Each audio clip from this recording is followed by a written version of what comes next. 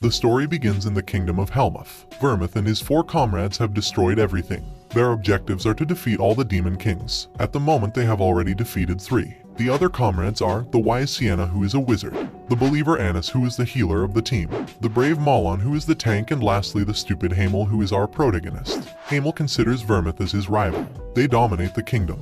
But suddenly a monster surprises Vermouth. Hamel runs fast and protects him, thus receiving an attack that pierces his chest. In his last moments, Hamel is saying goodbye to everyone. He is now a child and his past life was written down in a book. When he reincarnated, he kept his memories of his past life. It has been 300 years since his death on the mission to eliminate the demon kings. Surprisingly, he reincarnated as a descendant of the hero Vermouth. Hamel is now called Eugene Lionheart and is 13 years old. Vermouth had several women, but his only official lineage was from his wife. Several branches of his lineage exist, but the indirect branches are not taken into consideration. Eugene has the same Lionheart surname but comes from an indirect branch. A lineage ceremony is coming soon where they will compete. Those from an indirect branch are forbidden to use a real sword and train the mana. Eugene practices with a wooden sword. His father is a bit scared because Eugene doesn't look like a child. He has a scary gaze and a dark aura. Tomorrow is the lineage succession ceremony. It is a tradition that occurs once every 10 years. Both lines, direct and branch, participate. They choose children between 10 to 15 years old from the main house, and they compete to see who has the ability to be worthy of being called Lionheart. But the direct line, unlike the branch, could train with real weapons and train their mana. This is because they don't want someone who comes from a branch to succeed more than those who come from the direct lineage. Instead, Eugene is incredibly talented.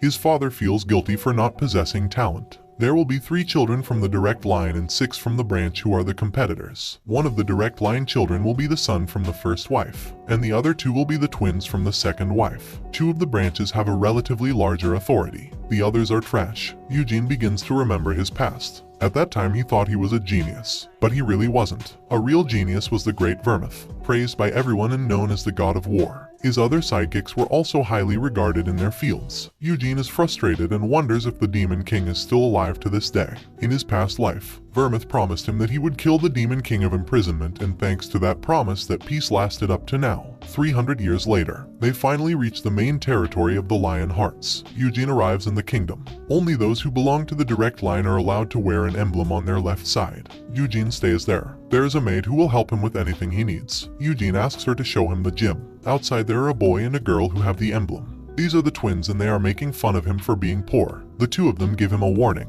The other boy peeks out, but is quickly caught by the girl. Eugene is training with a wooden spear. The maid is amazed at how it moves. The twins arrive in the area. They are called Cyan and Seal. Cyan asks him what he is doing. Eugene says, "Can't you see I am wielding a spear?" and calls him an idiot. Cyan gets very angry and asks him to apologize. Eugene apologizes, but Eugene doesn't believe him. They keep fighting him and ask him to clean the carriage he used. Eugene tells the maid to clean it. Cyan starts yelling about why he is ignoring their order, since he is Cyan Lionheart. Eugene mockingly says, "And I am Eugene Lionheart." Seal Lionheart also introduces himself. Cyan is still upset that he ignored his order, so he picks up a wooden sword from the floor and challenges him to a duel. Eugene tries not to accept the duel, but Cyan keeps insisting and gets annoying. In the end he accepts and starts to take the weights off. He had weights on his clothes and throws. Cyan is surprised by how much weight he had. The 2 get into their positions and in the blink of an eye, Eugene easily takes Chow down. He makes him throw up and his sister doesn't understand what happened and thinks he did train the mana, saying it's unfair what he did. But in the end, he ends up accepting it. A man named Hezar arrives and comes to guard the young Cyan. He asks him what happened and Eugene explains. In the end they decide to retire and leave. Tonight, another competitor will arrive and the rest will arrive tomorrow. Cyan told his mother what happened. The mother is the second wife of the direct line Anasilia. She is enraged at how a commoner humiliated her son. Cyan apologizes to her, but she slaps him and asks Hezar to take him away and train him. She tells Seal to stay by Eugene's side. If she had the chance, she would kill him, but she'd be the first suspect. And then the guardians of the family code would come. He asks her to befriend him. The next day the 3 heirs of the collateral lines arrived. Their names are Deacon aged 11, Hanson aged 14 and Juiz aged 10. The head of the family also arrived. Everyone gathers to welcome him. They all meet. The legal wife Theanis and the eldest son of the direct family are also there. Also, the first in the line of succession Iode Lionheart. Gilead Lionheart arrives and next to him is his younger brother Jim. Gilead greets everyone and invites them to dinner together. They are at the family table. The only others missing are Gargaz and Desera. Despite the fact that they are from a branch family, they are highly regarded. There is a man who also accompanies them called Loberian from the Red Tower. He is Sienna's disciple, or rather the disciple of Sienna's disciple. 300 years ago, Sienna ascended to Master of the Green Tower, becoming the youngest Tower Master in the history of Aeroth. She rebuilt the standard magic books in Aeroth. So, both Green and Red Towers keep the wise Sienna as their Grand Master. Gilade makes Cyan apologize to Eugene. He also praises Eugene. He is surprised to hear that Eugene practically trained alone and thus defeated his son. They start eating, and after the meal, they explain that the first test is a labyrinth. Inside the labyrinth there are traps and monsters, but the monsters are Loberian's illusions, even though he assured that they would feel very real. If they manage to defeat the labyrinth's boss, they will be able to pick a treasure from the Lionheart family treasure room. Dinner is over and Eugene is walking, when he runs into Gargis and Desera. They ask him if he really defeated Cyan. He answers that he did and leaves. Eugene goes outside to train. Gargis and Desera arrive again. Desera challenges him to a spear fight since her specialty is spear fighting. Gargis will be the judge. The fight begins. Eugene blocks all the attacks from Desera. Desera no longer knows what to do. After throwing multiple attacks, she thinks she found an opening, but is easily blocked, thus giving the victory to Eugene. Gargis and Desera want to join forces with Eugene in order to defeat the direct line. As this has never happened, Anicilia wants to find a way for her children to survive. She hopes that Iode will be chosen by Loberian so that he will leave the family for a while. Her children will become stronger and take the first position of successor. The day of the test arrives. Loberian provides them with a magic that allows them to create the weapon they want. Each one made their own weapon. Then he gave them a necklace that helps them to know if they are in danger or want to get out of the labyrinth. They all enter the portal that leads to the labyrinth. Eugene is used to labyrinths as in his past life he went through many, thus has everything under his control. 3 have already been disqualified. The others are still in the labyrinth. Loberian and Gilade are observing each of them. They analyze them and say what weaknesses they have. The eldest son seems more interested in magic, but he doesn't want to pursue that because of his mother. However, his father wants him to pursue his dreams. Loberian comments that his favorite story is Sienna's. On the other hand, Gilade's most likely favorite character in the story was Hamel because he was shocked to see Eugene's ability. They were both speechless watching him fight. Surprised they call him a genius, because that troll was a test to find out how he escaped, not to fight him. Instead, he defeated him easily. Gargis also manages to defeat him, but he was so wounded that he faints. Cyan manages to escape from the troll and joins his sister Seal. Desera also appears and scares Cyan. He scares her due to his scream. This was actually an ambush, but it failed, so she tries to run away. The two chase her all the way to the end, and by chance they reach the center of the labyrinth and the final boss is there. Eugene was already there in a corner, and asks why did the 3 of them arrive together. I waited for them because I was curious about who arrived first. Seal tells him it was him. What Eugene wants to do is give up the spot to them,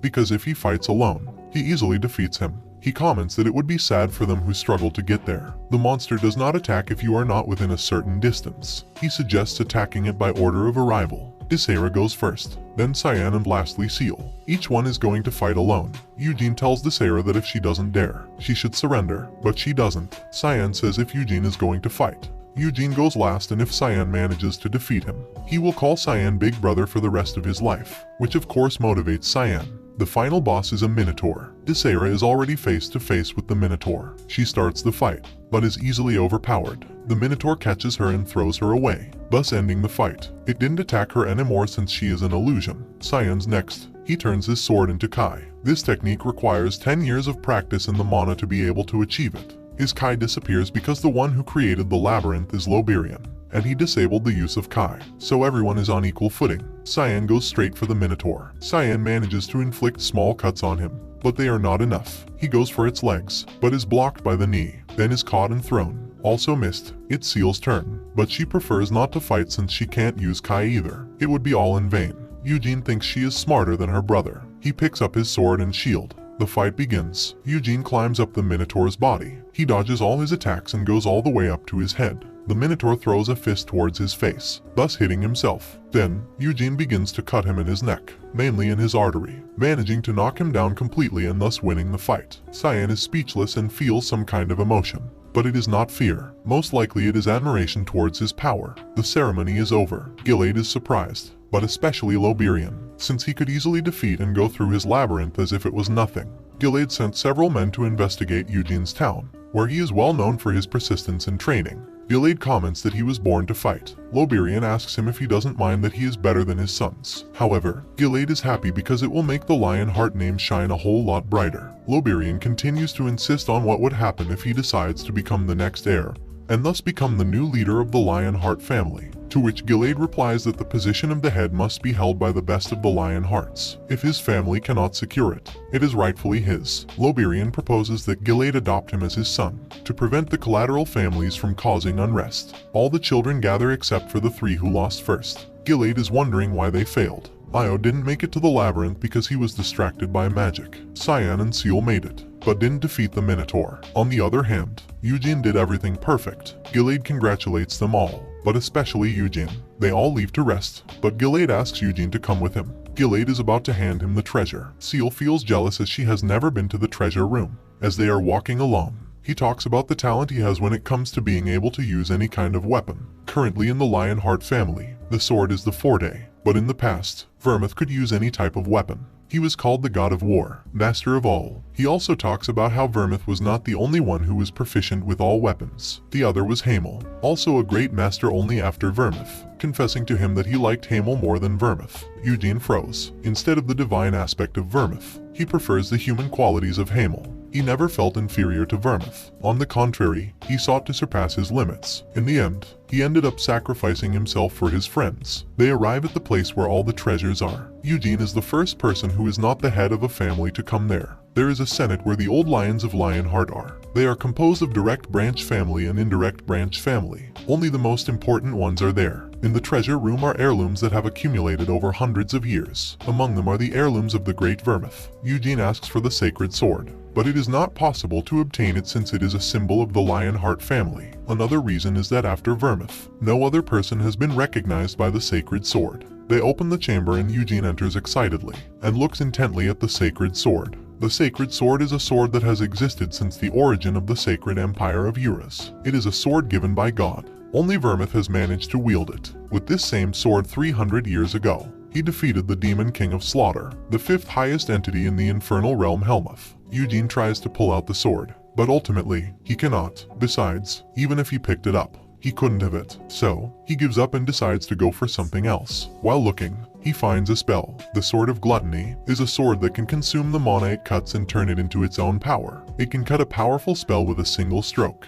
However, the reason Vermith could use a spell is that he was also an excellent wizard. It's too much for his current self, so he decides to keep looking. There are several weapons he is familiar with, such as, for example, the Draconian Carbo's spear. It takes a bit of time to heat it up, but it can throw flames at the level of a dragon's breath. The Winneth Storm Sword. It is a sword that was blessed by the elemental spirit, King of the Wind. The Bow of Unbridled Thunder. Pernoa. It is a bow that can shoot thunder, no matter the distance. The Flying Usury Sword. Jabal. It is a sword that, when you apply the mana to it, becomes into a whip with hundreds of blades. Jedon's Shield. It is a shield that can deflect all incoming attacks into a void. Eugene says they're all awesome and he wouldn't mind grabbing some of those, but he wonders if there will be more stuff. He doesn't see the Moonlight Sword or the Demon Spear. He thinks the easiest choice for now is the Winneth Sword, although he prefers to keep looking a little longer. There are also gems and accessories, not just weapons. When he takes a good look, he grabs a necklace. That necklace was the one he had in his past life as Hamel,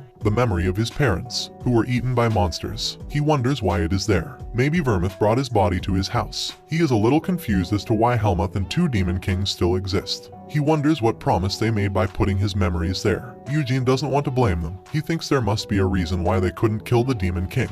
In the end, he decides to take his necklace from the past. He does not want Hamel's memory to remain in that vault. Gilade is surprised by Eugene's choice, since supposedly that crystal has no potential at all. Gilade thinks it's weird since that crystal isn't registered in the vault. He wants Loberian to analyze it to see what kind of spell it has. Since that necklace isn't a Lionheart treasure, Gilade lets him pick something else. He runs quickly and picks up the Winneth sword. Eugene is outside talking to Gargaz and Desera. He talks to her about what was there. Desera was very excited about the spears that were there. She doesn't understand why Eugene chose a sword. She is excited to hear what kind of spear was in the vault. 300 years ago, there were 5 demon kings in Helmuth's demonic domain. Rank 1, the demon king of the apocalypse. Rank 2, the demon king of imprisonment. Rank 3, the demon king of madness. Rank 4, the demon king of brutality. Rank 5, the demon king of massacre. Desera and Gargis discuss which demon king is stronger. The demon weapons of brutality and massacre were missing.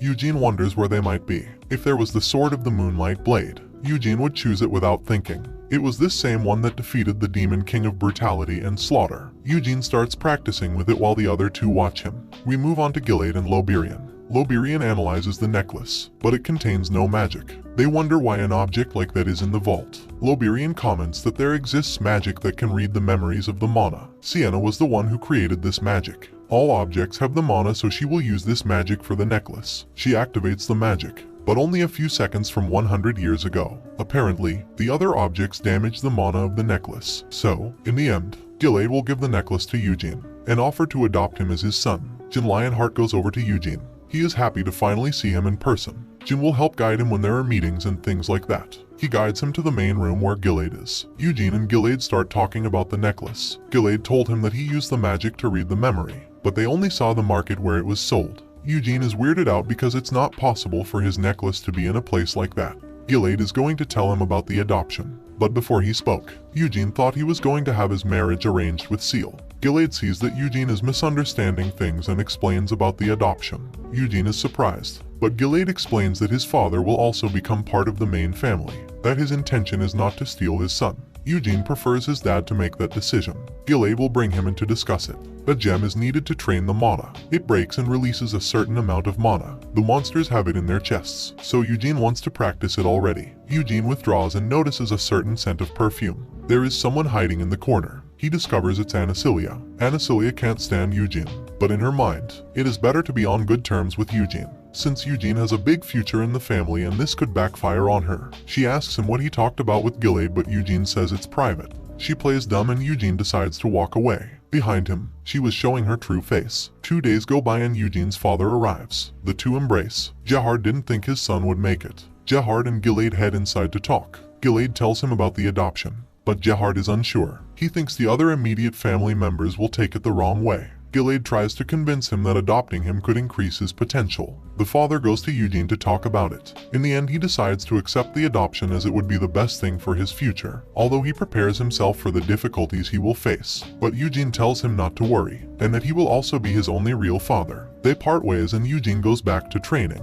He has no intention of becoming head of the family. Besides, the two wives won't allow it. He says the best way to end the conflict is to ignore it or attack it directly. All the families meet at the ceremony to share. Cyan's mother tells him to get ready because, from now on, he will be compared to him. She tells him not to worry because he is still her son and from the direct line. She asks him to befriend him. Seal is bothering Eugene. She wants him to tell her Nuna. Iode Lionheart decides to go with Loberian to practice his magic. But for now, he won't be Loberian's apprentice. Iode is happy because he is moving away from the family. Mom puts pressure on him and reminds him that he has to become the patriarch. Gilade warns her to leave him alone. Theonis is thinking that Anasilia probably is happy about this. Io was not born with the talent befitting his lineage, and is naive and weak-willed. He will be better off making connections with various wizards, growing his power in Aeroth. The day after the banquet, Iode leaves with Loberian. The other sons of the branches also return to their own homes. Eugene and Gerhard ended up using the empty building. Today Eugene will learn the mana for the first time. The development of the mana is categorized into two: breathing and body training.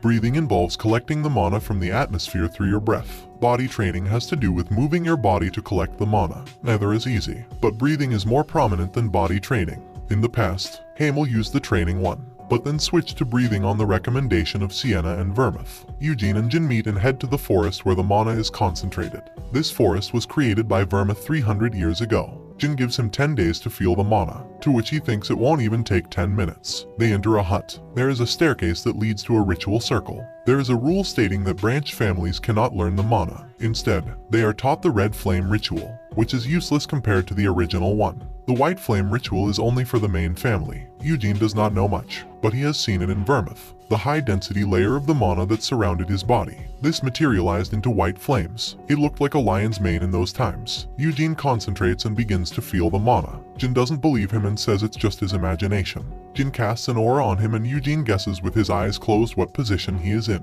Jin is very surprised. The two meditate to transport the mana throughout the body. Eugene does it with ease, surpassing Jin's expectation. Eugene's core is very large compared to beginners. Jin calls him a monster. They leave the site. Jin explains that a core can split. These are called stars, and who started this was Vermouth. He had 10 stars and was the only one to reach that number. Jin and Gilead have 6 stars. Cyan, Seal and Iode have 1 star. Eugene is excited to be reincarnated in a body much better than his old one. He is also learning the Vermouth technique. They return to the castle. Jin tells his brother what happened. Eugene wants to try something and Nina appears. He asks her to bring him the sword. Nina brings it to him. Eugene takes out the mana and takes it to his sword. He creates a powerful tornado. Inside the tornado a voice is heard. The voice says, "It's you, Hamel, I remember you." The voice must be the spiritual king of the wind, Tempest. Tempest knows that he is reincarnated since the soul does not change, even if thousands of years go by. Eugene asks him why Vermouth did not kill the remaining demon kings and Tempest. Tempest says that the battle against the imprisonment demon was quite difficult.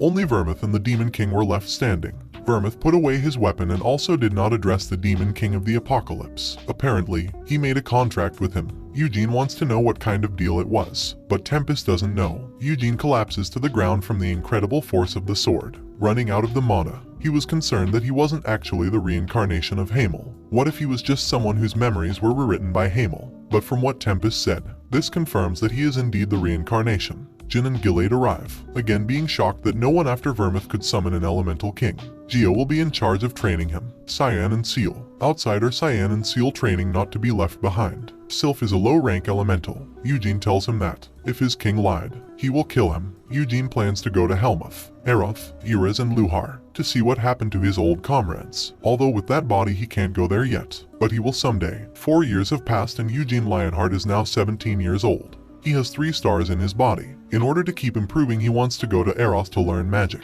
He meets Cyan outside after practicing. Cyan tells him that he didn't forget that when Iode went there. After the ceremony, he wasn't good enough to become Loberian's disciple. Even though he managed to get into the Red Tower through connections, he could not make any great achievements. Eugene turns to Gilead, talks to him about what he wants to do. Gilead doesn't seem to agree, but in the end he can't refuse. He wants him to promise not to take part in black magic. Though, Eroth is a black tower, where dark wizards gather. Currently there are no bad rumors about the tower, but the Lionheart's family have a law where they stand against dark magic.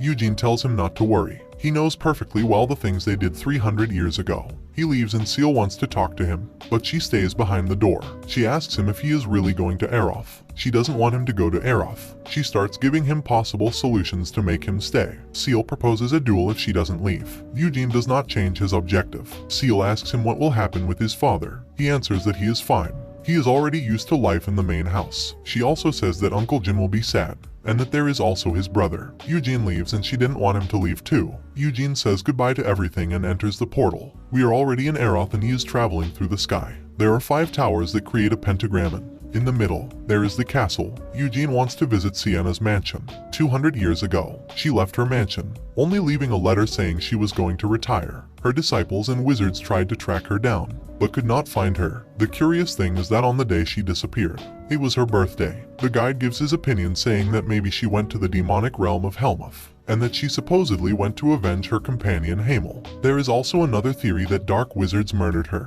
Eugene thinks it was the demon kings because the dark tower is linked to Helmuth. Many people pray in front of the mansion to pass the magical test. Eugene enters the mansion and proceeds to investigate how did she live. In the past, Sienna asked Hamel what plans he had for the future, to which he had nothing in mind. Moron was planning to be the king.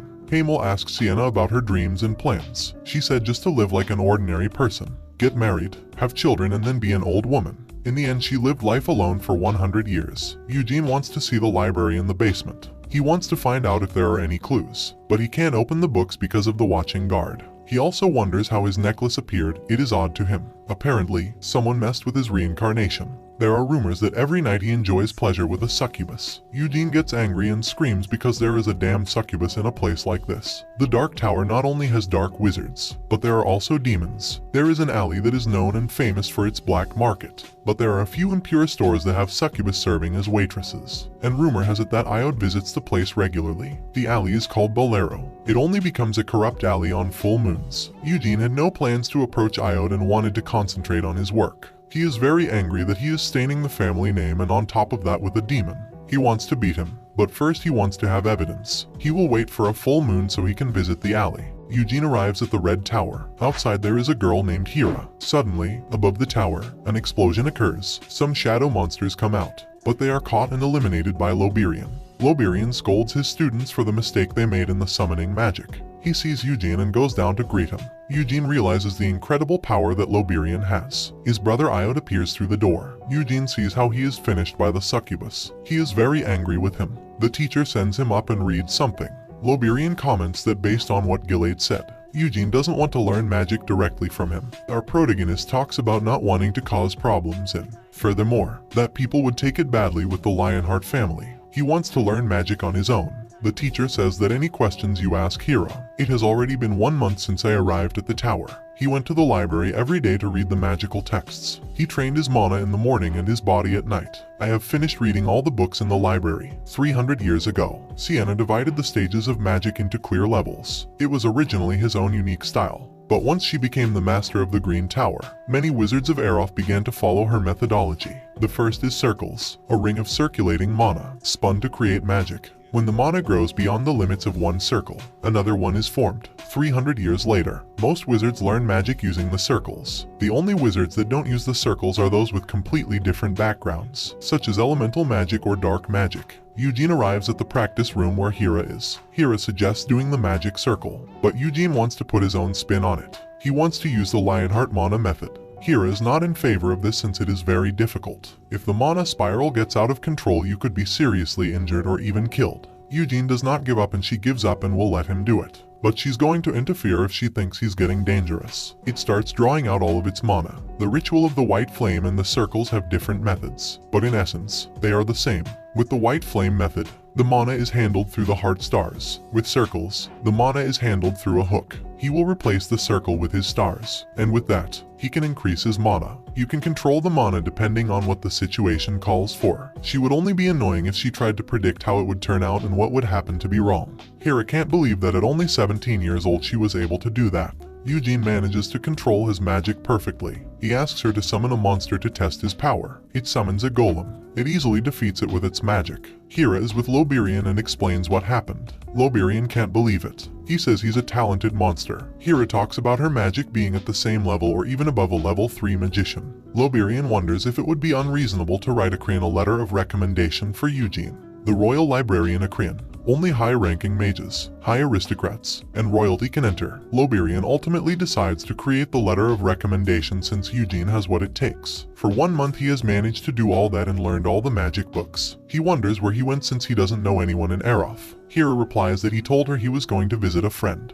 While in the Murdain Square, Eugene is looking at the statue of Sienna. A man arrives and it is Gargis himself. Gargis once again recommends his family's secret potion. It allows him to grow more muscles. Eugene brushes him off again and asks why he actually came. He asks if he knows Bolero Alley. Eugene says yes. It's the alley where Iode goes. Gargis wants to go there because there's a giant's testicle up for auction. Our protagonist can't believe it. On top of that, he begs him to lend him money. He wants to have that since it is very valuable among magicians. You want to create a new recipe. Eugene comments that a few days ago he saw Iode in the corridors. He saw her face and it was showing signs of withdrawal from the succubus. In this next full moon, Iode will definitely return to that alley. Eugene returns to the tower and they go directly to the room where Loberian is. Loberian shows Acrian the letter of recommendation. Acrian, the Royal Library, is the place where the essence of magic Aeroth is recorded, famous even 300 years ago. As abundant as the magical tower texts are, they cannot compare to Acrian in quality. Eugene isn't sure about this, but Loberian says it's the perfect time, since he still hasn't learned many things about magic. You have many possibilities and the opportunity to learn about the Acrian books, so your magic will become amazing. Acrian contains ancient magic from the mythical era, as well as the texts of the philosopher considered the best of his time.